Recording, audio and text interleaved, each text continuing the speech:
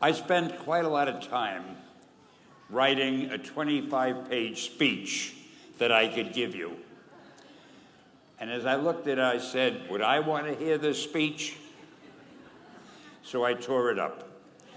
So I stand here now, defenseless, with nothing except to tell you, I think you're all great. The fact that you're taking the courses you're taking, you're trying to help, to add to what you already know, to make yourselves better workers, better contributors, and I think that's great. I think also that I'm not going to make a long speech, but I'm going to tell you, I was told to say an anecdote. Anecdotes are easy. So I thought to myself, what kind of anecdote can I tell these people who really have more important things to do? And I figured I'm going to tell you how Spider-Man came into being. It's a true story, although sometimes it's hard even for me to believe it. But we had already done the Fantastic Four, and I think maybe the X-Men, I can't remember the order, but my publisher came to me and he said, Stan, I want you to come up with another superhero. So I said, okay, and I went home, and when my publisher said do something, I'd better do it because I wanted to keep my job. I thought, what can I come up with now? And the most important thing in a superhero at first is the superpower. Once you get that, everything else comes along. So I thought, what power will I give a new guy? And I saw a fly crawling on the wall.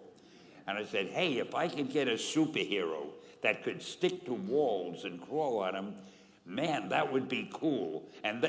So I thought that was good. Now I needed a name. So I said, well, let's see, Fly Man, Mosquito Man. I got down to Spider-Man. Spider-Man. It just sounded dramatic. So, okay, I had my hero, I had his power, his name, and then I figured just for fun, I'm going to give him personal problems, because except for you people who that your lives are perfect, but most other people have personal problems. And then I thought I'd make him a teenager, because there were no teenage superheroes that I knew of at the time. So armed with all that wonderful material, those great ideas, I ran into my publisher's office and I told him. This was my reaction, the reaction he gave me.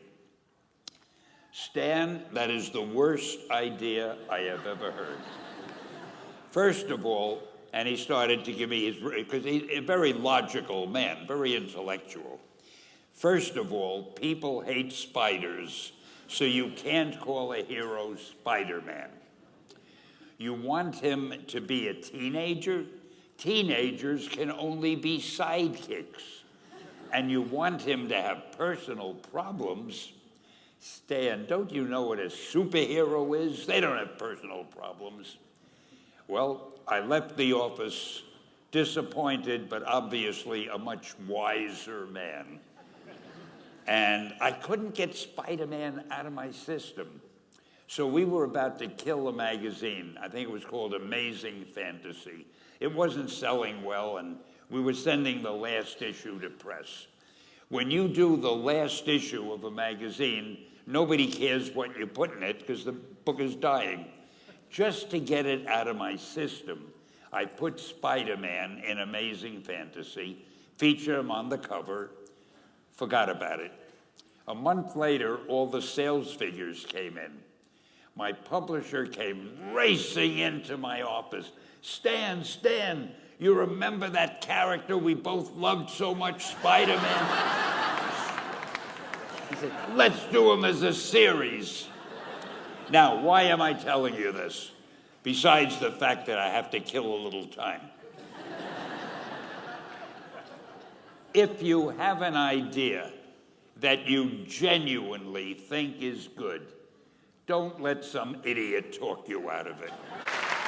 Now, that doesn't mean that every wild notion you come up with is going to be genius, but if there is something that you feel is good, something you want to do, something that means something to you, try to do it, because I think you can only do your best work if you're doing what you want to do, and if you're doing it the way you think it should be done, and if you can take pride in it after you've done it, no matter what it is.